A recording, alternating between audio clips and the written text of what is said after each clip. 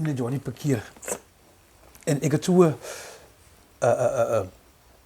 ik het bijna omgeluister hoe goed wat hij het misschien die wereld het talent gehad, maar hij heeft toch Aardman gespeeld.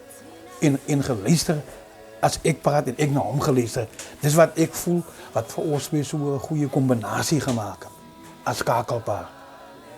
Maar laat ik gewoon die volgende vertellen van hoe dit gebeur, dat hij eindelijk op loskakel beland het. Dit is voor mij een bewijs geweest hoe lief hij voor die rugbyclub was. Hij zei alles gegeven voor die club. Of hij nou kassier was, of wat ook in ieder geval. Hij zei alles gegeven voor die club. En daarvoor haal ik mijn hoed af. Ik wil hem salute en Xavier wil hem zeggen dankie.